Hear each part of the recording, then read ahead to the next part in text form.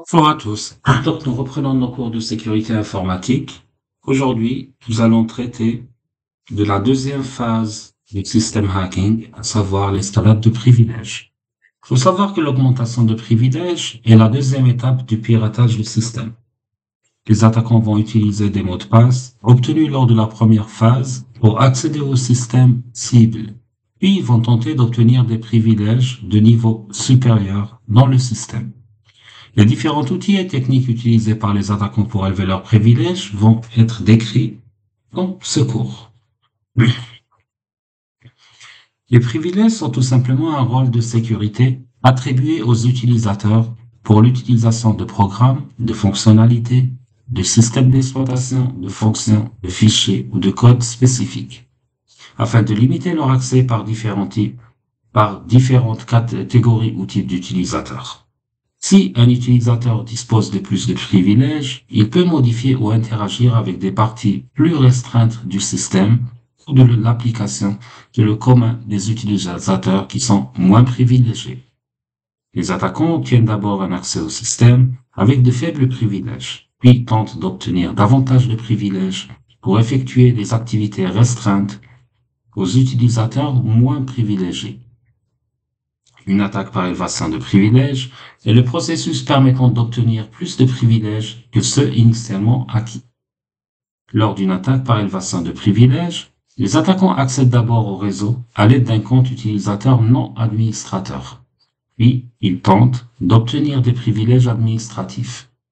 Les attaquants exploitent les défauts de conception, les erreurs de programmation, les bugs, et des outils de configuration dans le système d'exploitation et les applications logicielles pour obtenir un accès administratif au réseau et à ses applications associées. Une fois qu'un attaquant a accédé à un système distant, avec un nom d'utilisateur et un mot de passe valide, il tentera de faire évoluer le compte utilisateur vers un compte doté de privilèges accrus, tel que celui d'un administrateur. Pour effectuer les opérations restreintes, ces privilèges permettent à l'attaquant d'afficher des informations critiques ou sensibles, de supprimer des fichiers ou d'installer des programmes malveillants tels que les virus, les chevaux de Troie, les vers, etc. Il faut savoir que l'élévation des privilèges est requise lorsqu'on souhaite accéder aux ressources du système auquel on n'est pas autorisé à accéder. Cette élévation de privilèges se présente sous deux formes. L'élévation de privilèges verticale et l'élévation de privilèges horizontale. L'élévation de privilèges horizontale, l'utilisateur tentera d'accéder aux ressources, fonctions et autres privilèges appartenant à un utilisateur autorisé disposant d'autorisations d'accès similaires. Par exemple, l'utilisateur de la banque en ligne A peut facilement accéder au compte bancaire de l'utilisateur B. Par contre, dans l'escalade de privilèges, on remarque que c'est une élévation de privilèges verticale. L'utilisateur non autorisé tente d'accéder aux ressources et aux fonctions d'un utilisateur disposant de privilèges plus élevés, tel qu'un administrateur d'application ou de site par exemple. Une personne utilisant les services bancaires en ligne peut accéder au site à l'aide des fonctions administratives. La plupart des applications Windows n'utilisent pas le chemin complet lors du chargement d'une bibliothèque DLL externe. Au lieu de ça, ils cherchent d'abord le répertoire à partir duquel ils ont été chargés. En prenant cela comme avantage, si les attaquants peuvent placer une DLL malveillante dans le répertoire de l'application exécutera la DLL malveillante à la place de la vraie DLL. Par exemple, si un programme d'application .exe a besoin de la DLL librairie.dll, généralement ce qui se trouve dans le répertoire système de Windows, pour installer l'application, et ne parvient pas à spécifier le chemin library.dll.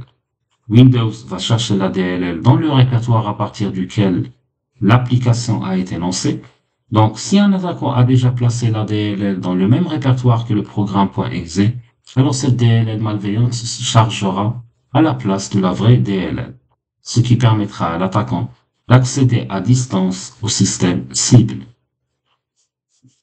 Les attaquants utilisent des outils tels que Robber et Powersploit pour détecter les DLL piratables et effectuer un détournement de DLL sur le site cible. L'application Robber est un outil open source qui aide les attaquants à trouver les exécutables sujets au piratage de DLL. Les attaquants utilisent Robber pour découvrir quels DLL sont des requêtes exécutables sans chemin absolu, ce qui veut dire déclenchement du processus de recherche. Les attaquants peuvent ensuite placer leur DLL malveillante en haut du chemin de recherche afin qu'elle soit invoquée avant la DLL d'origine.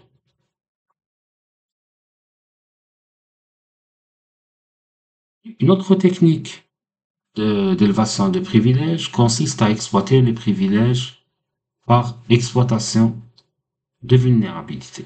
Il faut savoir que la vulnérabilité consiste en l'existence d'une faiblesse, d'un défaut de conception ou d'une erreur de mise en œuvre pouvant conduire à un événement inattendu compromettant la sécurité du système. Un attaquant utilise ces vulnérabilités pour effectuer diverses attaques contre la confidentialité, la disponibilité ou l'intégrité d'un système. Les défauts de conception du logiciel et les erreurs de programmation entraînent des failles de sécurité. Les attaquants exploitent ces vulnérabilités logicielles telles que les failles de programmation dans un programme ou un service ou dans le logiciel ou le noyau du système d'exploitation pour exécuter du code malveillant.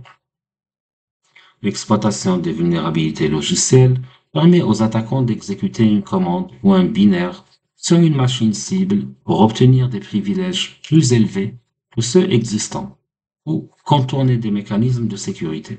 Les attaquants utilisant ces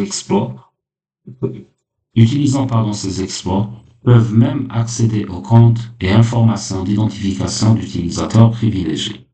Il existe de nombreux référentiels publics de vulnérabilité disponibles en ligne, qui permettent d'accéder à des informations sur diverses vulnérabilités logicielles. Les attaquants recherchent les exploits basés sur le système d'exploitation et l'application logicielle sur des sites d'exploits tels que Security Focus ou Exploit Database et utilisent ces exploits pour obtenir des privilèges élevés. Alors, semblable à Windows, macOS est également vulnérable aux attaques de bibliothèques dynamiques. OS X propose plusieurs méthodes légitimes, telles que la définition de la variable d'environnement DLD Insert Libraries, qui sont spécifiques à l'utilisateur. Ces méthodes vont forcer le chargeur à charger automatiquement les bibliothèques malveillantes dans un processus cible en cours d'exécution. OS X permet le chargement dynamique de dlibs faibles, ou bien ce qu'on appelle des bibliothèques dynamiques, ce qui permet à son tour à un attaquant de placer un dlib malveillant à l'emplacement spécifique. Dans de nombreux cas, le chargeur recherche des bibliothèques dynamiques dans plusieurs chemins. Cela aide un attaquant à injecter un dlib malveillant dans l'un des répertoires principaux et à simplement charger le dlib malveillant au moment de l'exécution. Les attaquants peuvent utiliser de telles méthodes pour effectuer diverses activités malveillantes, telles que la persistance furtive, l'injection de processus d'exécution, le contournement de logiciels de sécurité et le contournement de gatekeeper. dlib hijack scanner aide les attaquants à détecter les dlibs vulnérables aux attaques de détournement. Après avoir identifié les dlibs vulnérables, les attaquants utilisent des outils tels que dlib hijack pour effectuer des détournements dlib sur le système cible.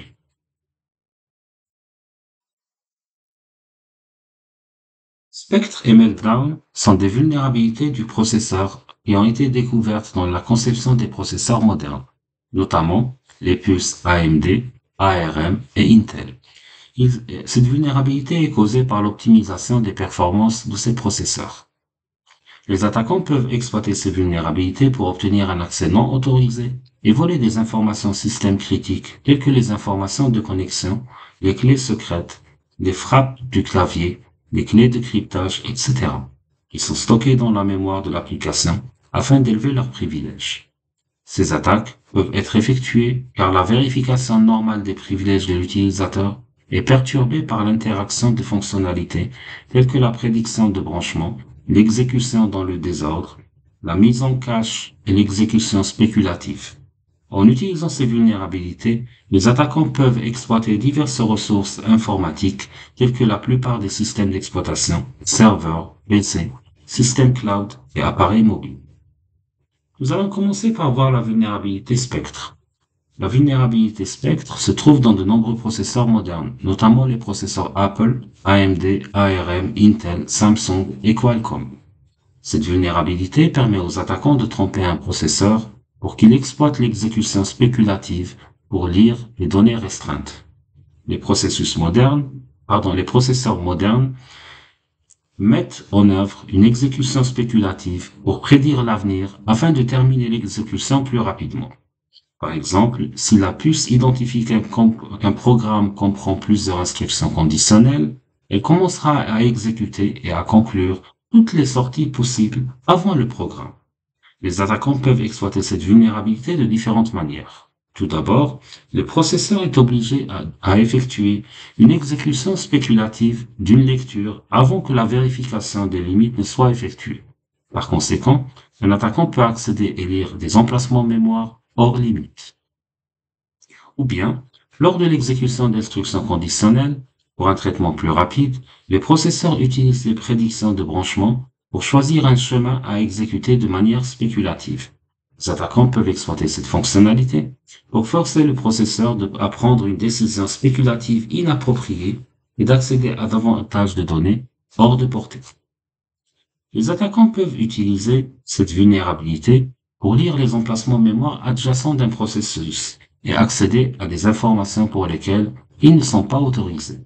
Cette vulnérabilité aide les attaquants à extraire des informations confidentielles, telles que les informations d'identification stockées dans le navigateur de ce processus cible.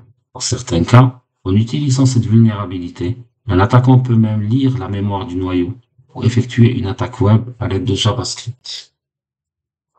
On passe maintenant à la vulnérabilité Meltdown. La vulnérabilité Meltdown se retrouve dans tous les processeurs Intel et ARM déployés par Apple. Cette vulnérabilité permet aux attaquants de tromper un processus pour qu'il accède à une mémoire hors limite en exploitant des mécanismes d'optimisation du processus tels que l'exécution spéculative par exemple. Un attaquant demande à accéder à un emplacement mémoire illégal.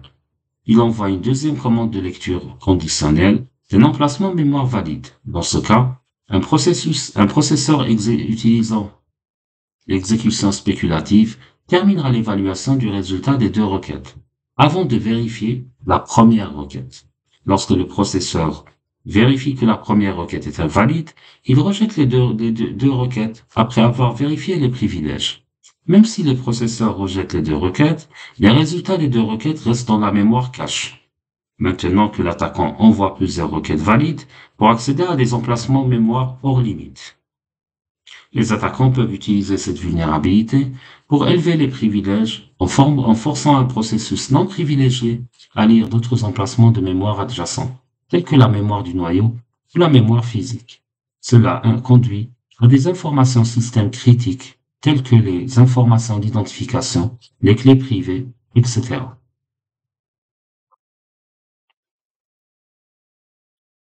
Dans le système d'exploitation Windows, les canaux nommés sont utilisés pour assurer une communication légitime entre les processus en cours d'exécution.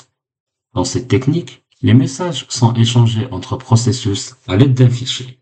Par exemple, si un processus A souhaite envoyer un message à un processus B, alors le processus A écrit le message dans un fichier et le processus B va lire le message dans ce même fichier. Les attaquants exploitent souvent cette technique pour élever leurs privilèges sur le système victime vers un compte utilisateur doté de privilèges d'accès plus élevés. Dans n'importe quel système Windows, lorsqu'un processus crée un canal, il agira comme un serveur de canaux. Si un autre processus souhaite communiquer avec ce processus, il se connectera à ce dernier et deviendra un client de ce canal. Lorsqu'un client se connecte au canal, le serveur de canal peut utiliser les privilèges d'accès et le contexte de sécurité du client canal. Les attaquants exploitent cette fonctionnalité en créant un serveur de canaux avec un moindre privilège et en essayant de se connecter avec un client avec des privilèges plus élevés que le serveur. Les attaquants utilisent alors des outils quelques Metasploits pour effectuer une usurpation d'identité de canaux nommés sur log cible. Les attaquants exploitent les vulnérabilités qui existent en lot, distance cible, pour obtenir une session active en utilisant des commandes Metasploit telles que exsystem pour obtenir des privilèges de niveau administratif et extraire des hachages de mots de passe des comptes administrateurs ou utilisateurs. Les attaquants exploitent généralement les vulnérabilités de type Zero Day qui existent dans le système cible pour élever leurs privilèges. Si les attaquants ne parviennent pas à trouver de tels exploits, ils tentent d'élever les privilèges en abusant des services mal configurés dans le système d'exploitation cible. Une configuration non sécurisée ou inappropriée des services système permet aux attaquants d'élever leurs privilèges dans le système cible. Par exemple, les attaquants exploitent des services mal configurés tels que les chemins de service non cités, les autorisations d'objets, de services, des installations sans assistance, des exécutions et configurations automatiques de registres modifiables, etc. Pour élever les privilèges d'accès, donc, les attaquants vont utiliser des outils tels que Metasploit pour obtenir une session active avec log cible. Après avoir établi une session active, les attaquants utilisent des outils tels que Powersploit pour détecter les services mal configurés qui existent dans le système d'exploitation cible. Alors, nous allons voir d'abord les chemins de services non cités. Donc, dans les systèmes d'exploitation Windows, lorsqu'un service démarre, le système tente de trouver l'emplacement du fichier exécutable pour lancer le service avec succès. Généralement, le chemin de l'exécution est placé entre guillemets, afin que le système puisse facilement localiser le binaire de l'application. Certains fichiers exécutables peuvent ne pas inclure de chemin entre guillemets et inclure des espaces entre les deux. Dans ce scénario, le système tente de trouver le binaire de l'application en cherchant tous les dossiers qui existent dans le chemin jusqu'à ce que l'exécutable soit trouvé. Les attaquants exploitent les services avec des chemins non cités exécutés sous des privilèges système pour élever leurs privilèges. La deuxième approche, c'est l'autorisation d'objets de service. Une autorisation de service mal configurée peut permettre à un attaquant de modifier ou de reconfigurer les attributs associés à ce service. Cela peut même conduire à changer l'emplacement du binaire de l'application en un exécutable malveillant créé par l'attaquant.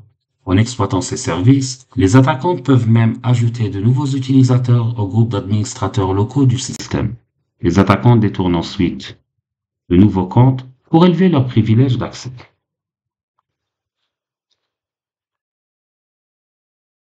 Les installations sans assistance permettent aux attaquants de déployer des systèmes d'exploitation Windows sans l'intervention d'un administrateur.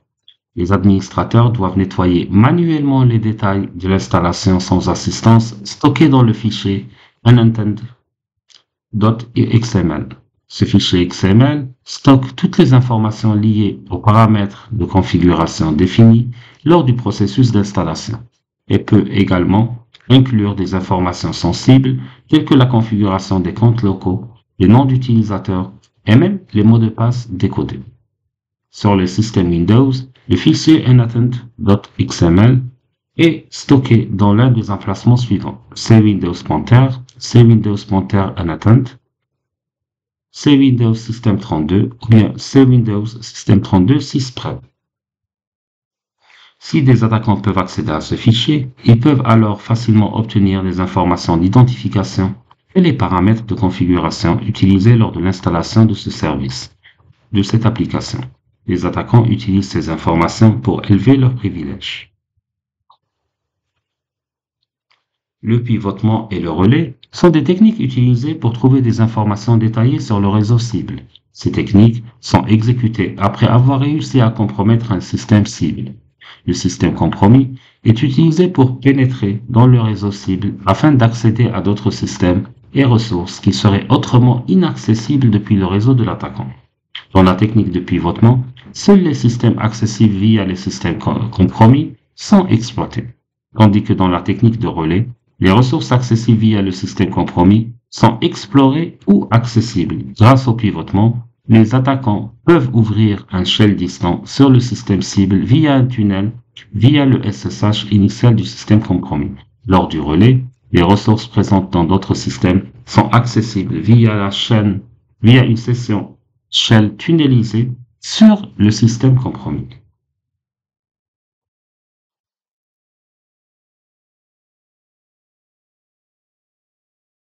Pivotant. Alors, la technique de pivotement, dans cette technique, le premier objectif d'un attaquant est de compromettre le système pour obtenir un shell distant, puis de contourner davantage de pare-feu pour traverser le système compromis et d'accéder aux autres systèmes vulnérables sur le réseau.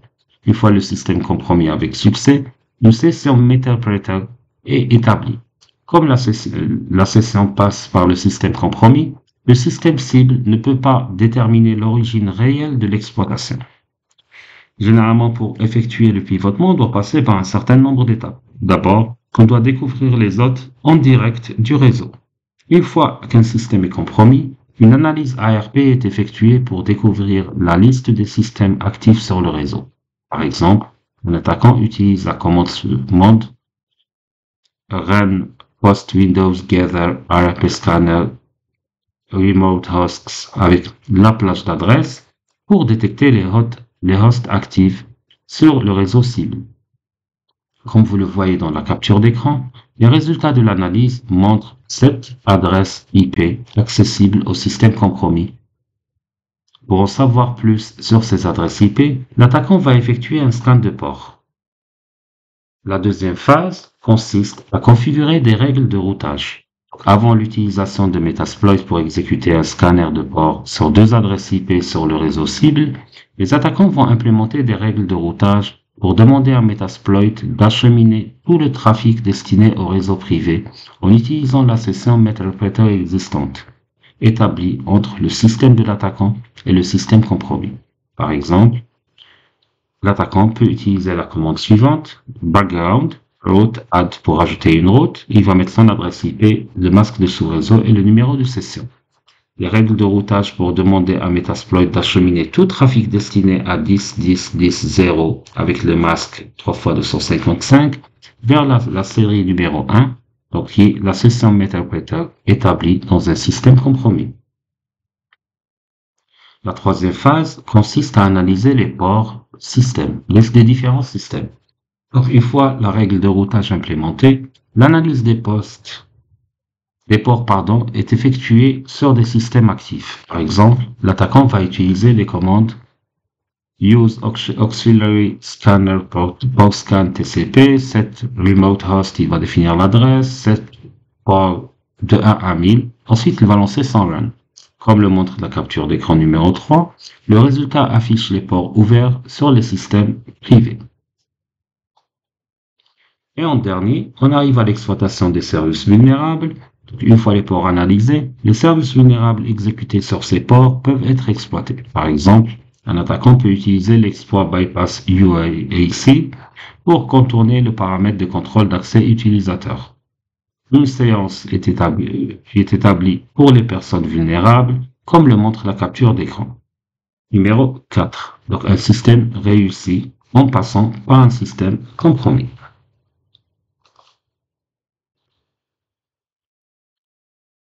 Alors, nous avons aussi le principe de transmission. Si la technique de pivotement échoue, les attaques ou bien de relais, donc si le principe de la technique de pivotement échoue, les attaquants utilisent la technique de relais pour exploiter un système vulnérable dans le réseau cible. Les attaquants utilisent le relais pour accéder aux ressources présentes sur d'autres systèmes du réseau cible via le système compromis, de telle sorte que les commandes d'accès aux ressources proviennent du système initialement compromis. Donc, les étapes pour effectuer le relais sont 2, généralement. D'abord, on configure les règles de redirection de port. L'objectif principal de la redirection de port est de permettre à un utilisateur d'atteindre un port spécifique sur un système qui n'est pas présent sur le même réseau. Donc, le système initialement compromis est chargé de permettre un accès direct au système qui serait autrement inaccessible depuis le système de l'attaquant. Donc, à l'aide d'une session Meterpreter, un écouteur peut être créé à l'aide d'un numéro de port à partir d'une liste de ports ouverts sur le host local, qui relie cet écouteur à un port sur le serveur distant. Cette liaison de port est connue sous le nom de redirection de port. Par exemple, si l'attaquant a choisi le numéro de port 80 et 22, 445 pour configurer les règles de redirection de port. La deuxième phase consiste à accéder aux ressources système. Donc, une fois la redirection de port réussie, l'attaquant peut utiliser un programme client approprié pour accéder aux ressources distantes présentes sur le système cible. Par exemple, les attaquants peuvent parcourir un serveur HTTP exécuté sur le système cible en utilisant l'URL suivant http localhost 2.10080. Les attaquants peuvent accéder à un serveur SSH exécuté sur le système cible en exécutant la commande suivante SSH monadmin localhost.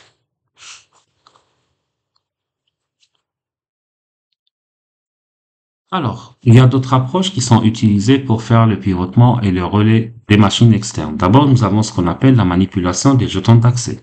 Donc, dans un système d'exploitation Windows, les jetons d'accès sont utilisés pour déterminer le contexte de sécurité d'un processus ou d'un thread. Ces jetons incluent le profil d'accès, donc l'identité et les privilèges d'un utilisateur associé à un processus.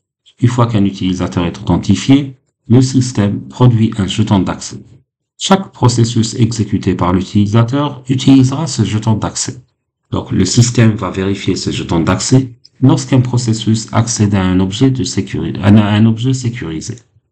Tout utilisateur Windows peut modifier ce jeton d'accès afin que le processus puisse sembler appartenir à un autre utilisateur que celui qui l'a démarré. Ensuite, le processus acquiert le contexte de sécurité du nouveau jeton.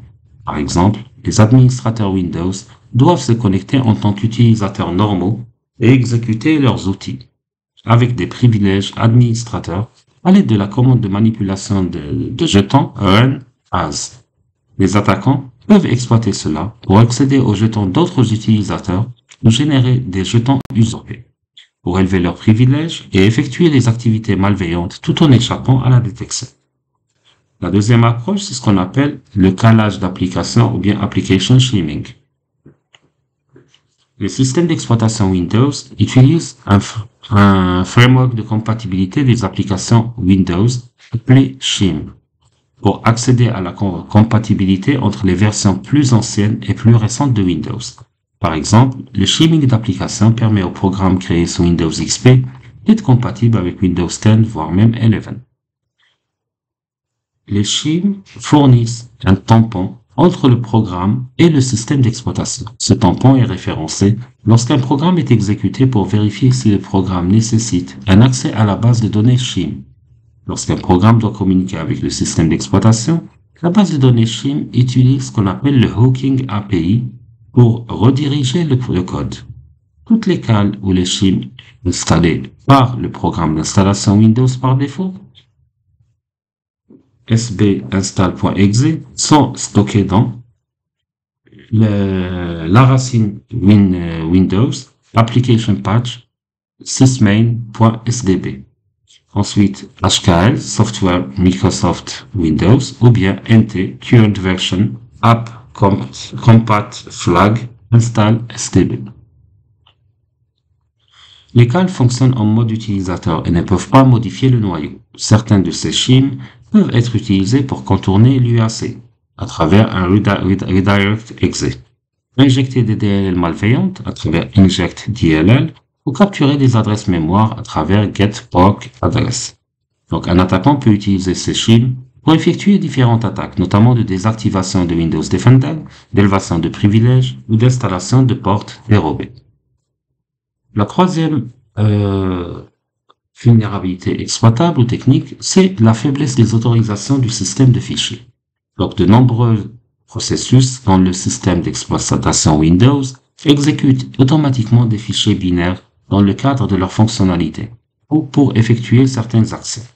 Si les autorisations du système de fichiers de ces binaires ne sont pas définies correctement, le fichier binaire cible peut être remplacé par un fichier malveillant et le processus réel peut l'exécuter.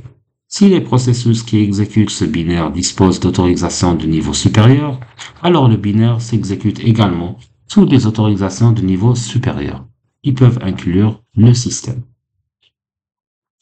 Les attaquants peuvent exploiter cette technique pour remplacer les binaires d'origine par des binaires malveillants, afin d'élever les privilèges. Les attaquants utilisent cette technique pour manipuler les binaires des services Windows et les programmes d'installation auto-extractifs. La quatrième approche, c'est ce qu'on appelle Path Interception, ou bien l'interception de chemin. L'interception de chemin est une méthode permettant de placer un exécutable dans un chemin particulier, de telle sorte que l'application l'exécute à la place de la cible légitime. Les attaquants peuvent exploiter plusieurs failles ou erreurs de configuration pour effectuer une interception de chemin, comme les chemins non cités, donc c'est les chemins de service et les chemins de raccourci, une mauvaise configuration des variables d'environnement de chemin et un détournement d'ordre de recherche. L'interception de chemin aide un attaquant à maintenir la persistance sur un système et à élever ses privilèges. Pour terminer, la dernière approche, c'est ce qu'on appelle les tâches planifiées. Donc, le système Windows comprend des utilitaires tels que AT et SCH Tasks.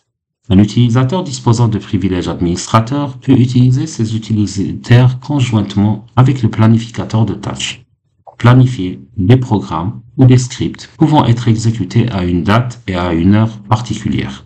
Si un utilisateur fournit une authentification appropriée, il peut également planifier une tâche à partir d'un système distant à l'aide d'un appel de procédure à distance, ce qu'on appelle un Remote Procedure Call, une RPC. Donc, un attaquant peut utiliser cette technique pour exécuter des programmes malveillants ou au démarrage du système, maintenir la persistance, effectuer une exécution à distance et élever des privilèges.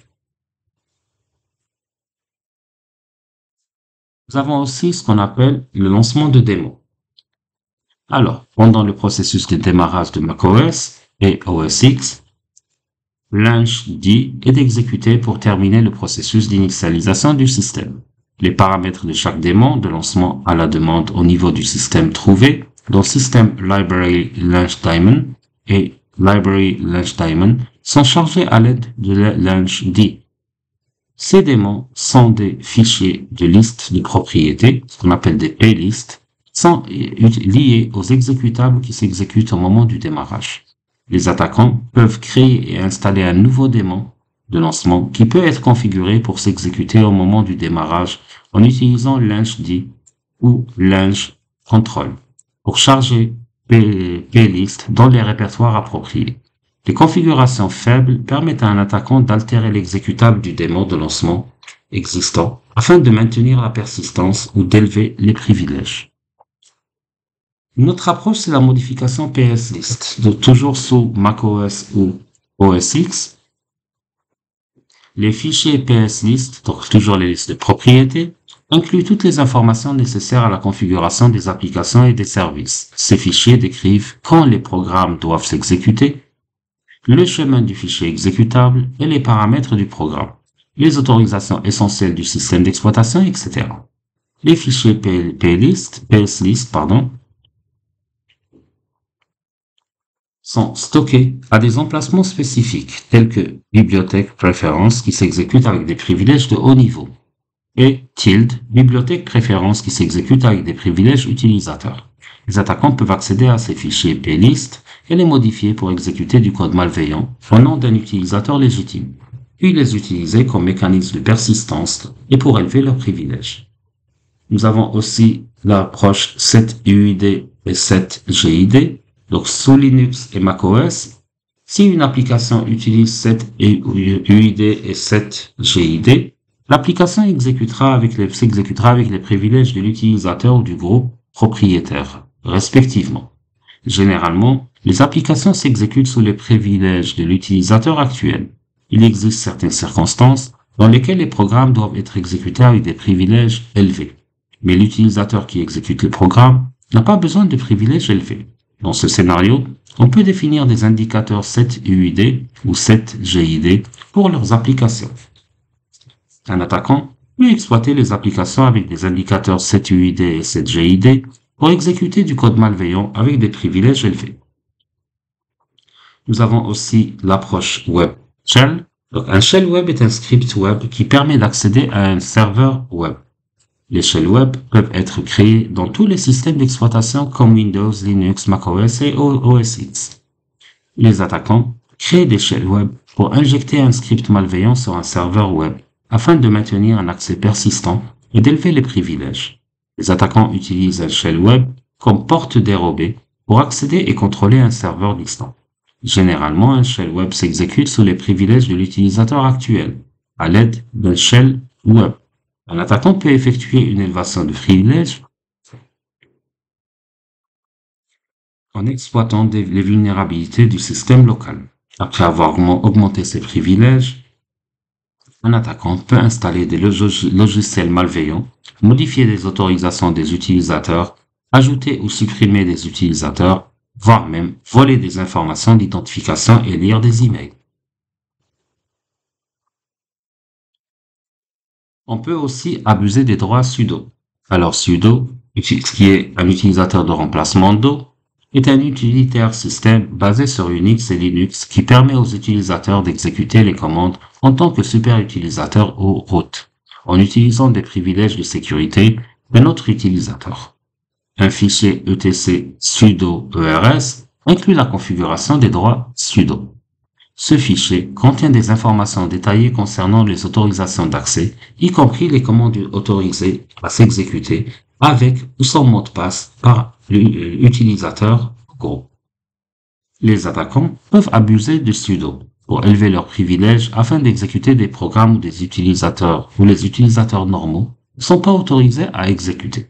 Par exemple, si un attaquant dispose des droits sudo pour exécuter une commande cp, il peut alors écraser un fichier etc sudo ers ou etc shadow par son propre fichier malveillant.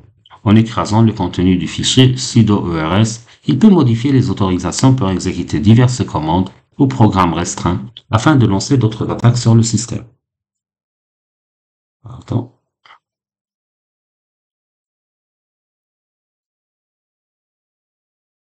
Alors, on peut aussi abuser des autorisations SUID et SGID.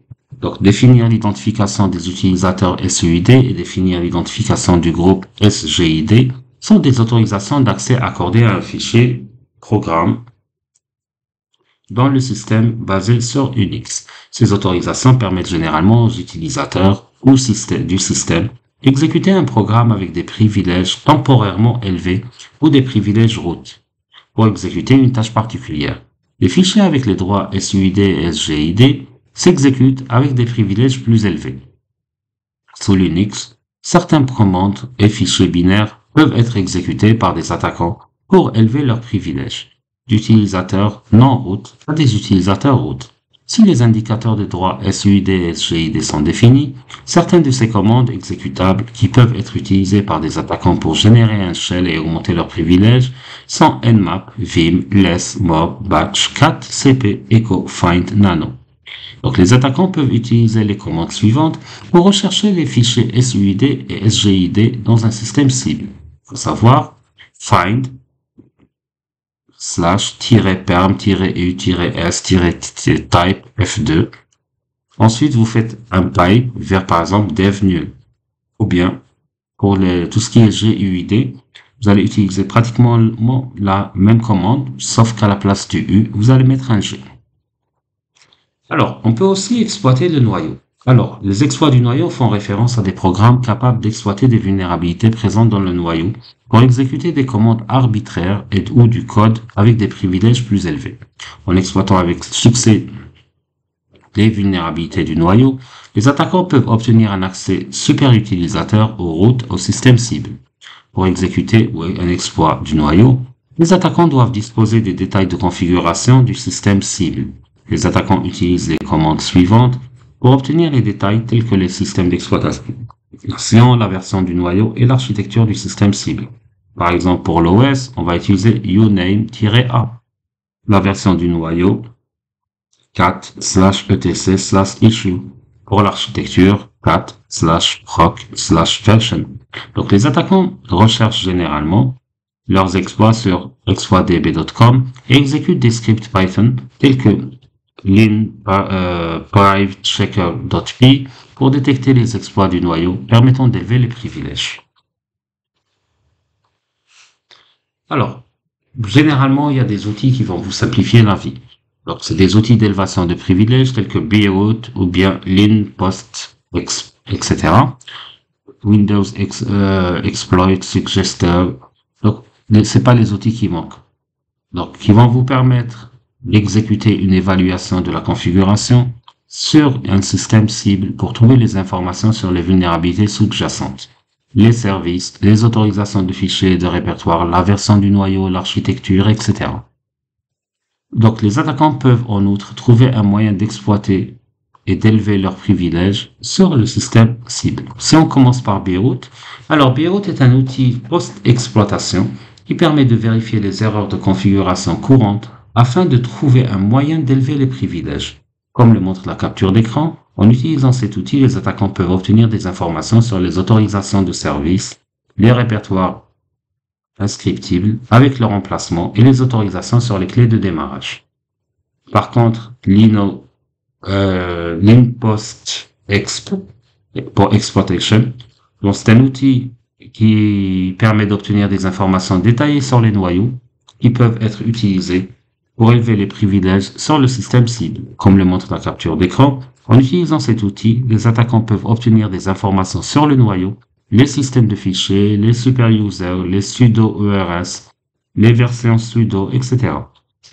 Donc les attaquants peuvent utiliser ces informations pour exploiter les vulnérabilités présentes dans le noyau afin d'élever leurs privilèges. La commande qui est utilisée pour extraire les informations est Python linprivechecker.py. Alors, maintenant qu'on a vu comment un attaquant va agir, la question qu'on se pose légitimement, c'est comment se défendre contre l'escalade de privilèges. Donc la meilleure mesure pour contrer l'élévation de privilèges est de garantir que les utilisateurs disposent des privilèges les plus bas possibles, encore suffisants pour utiliser efficacement leur système. Dans ce cas, même si un attaquant réussit à accéder à un compte à faible privilège, il ne pourra pas obtenir un accès au niveau administratif. Souvent, les failles dans les codes de programmation permettent une telle élévation de privilèges sur un système cible. Comme indiqué précédemment, un attaquant peut accéder au réseau à l'aide d'un compte non administrateur puis obtenir le privilège supérieur d'un administrateur.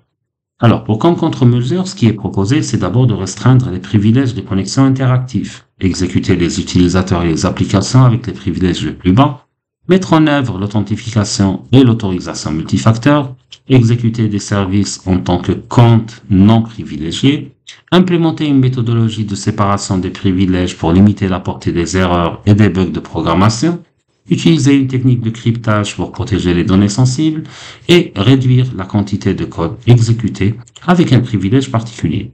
Effectuer le débugage à l'aide de vérificateurs de limites et de tests de résistance et tester minutieusement le système pour détecter les erreurs de codage et les bugs des applications. Corriger et mettre à jour régulièrement le noyau. On peut aussi modifier les paramètres UAC pour User Count Setting qu'on a vu tout à l'heure sur toujours notifié afin d'augmenter la visibilité de l'utilisateur lorsque l'élévation UAC est demandée. Empêcher les utilisateurs d'écrire des fichiers dans les chemins de recherche d'application. Surveiller en permanence les autorisations du système de fichiers à l'aide d'outils d'audit. Réduire les privilèges des comptes utilisateurs et les groupes afin que seuls les administrateurs légitimes puissent apporter des modifications de service. Utiliser des outils de liste blanche pour identifier et bloquer les logiciels malveillants qui modifient les autorisations de fichiers, de répertoire ou de services. Utilisez des chemins d'accès complets dans toutes les applications Windows. Assurez-vous que tous les exécutables sont placés dans des répertoires protégés en écriture.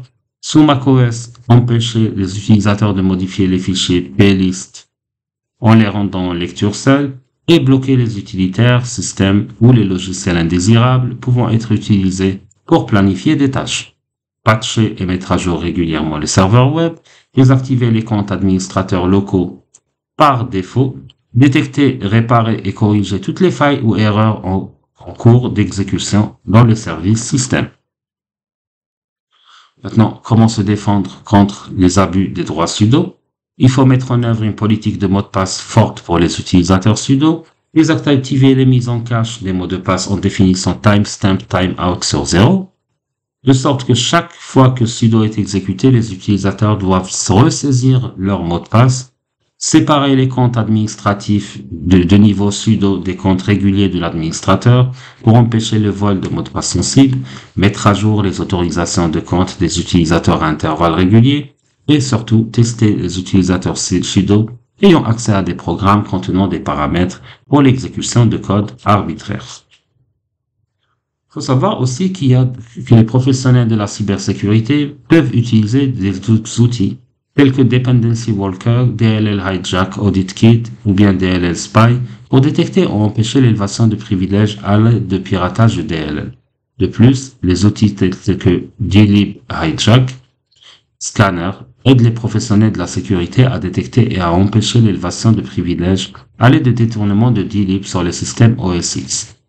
Ces outils vont aider à surveiller les fichiers système pour modifier, déplacer, nommer ou remplacer les DLL ou les DLib dans le système. Nous allons commencer par voir Dependence Walker. Dependence Walker est utile pour dépanner les erreurs système liées au chargement et à l'exécution de modules. Il détecte de nombreux problèmes d'applications courantes, tels que les modules manquants, les modules invalides, les incompatibilités d'import-export, les erreurs de dépendance circulaire, etc. Comme le montre la capture d'écran, cet outil est utilisé pour vérifier toutes les DLL utilisées dans une application, l'emplacement à partir duquel elles sont chargées, les DLL manquantes, etc. Ces informations aident les professionnels à corriger les DLL mal configurés dans le système. DLib Hijacker, alors bien communément appelé DHS, est un utilitaire simple qui analysera votre ordinateur à la recherche d'applications susceptibles d'être détournées par DLib ou qui ont été déjà détournés. Comme le montre la capture d'écran, DHS détecte les applications qui ont été piratées ou qui sont vulnérables au piratage. Ces informations vont aider à corriger et à réparer les applications. Alors, comment se défendre contre Spectre Meltdown? Alors, il faut d'abord corriger et mettre à jour régulièrement les systèmes d'exploitation et les micro-logiciels, ce qu'on appelle les firmware. Vous devez permettre une surveillance continue des applications et des services critiques exécutés sur le système et le réseau. Vous devez corriger régulièrement les logiciels vulnérables tels que les navigateurs. Vous devez installer et mettre à jour des bloqueurs de publicité et des logiciels anti-malware pour bloquer l'injection de logiciels malveillants via des sites web compromis. Vous devez activer les mesures de protection traditionnelles telles que les outils de sécurité endpoint pour empêcher tout accès non autorisé au système. Vous devez bloquer les services et les applications qui permettent aux users non privilégiés d'accéder au code, d'exécuter le code. N'installez jamais de logiciels non autorisés et n'accédez jamais à des sites web non fiables à partir de systèmes stockant des informations sensibles. Utilisez des solutions de prévention contre la perte de données, ce qu'on appelle le DLP, Data Loss Prevention, pour empêcher la fuite d'informations critiques de la mémoire d'exécution et vérifier fréquemment auprès des fabricants les mises à jour du BIOS et suivez les instructions fournies par le fabricant pour installer les mises à jour. Alors, il faut savoir qu'il existe des outils pour détecter Spectre Meltdown. Donc, nous avons Inspect, Spectre and Meltdown Checker, Intel SA0075 Detection and Mitigation Tools, etc.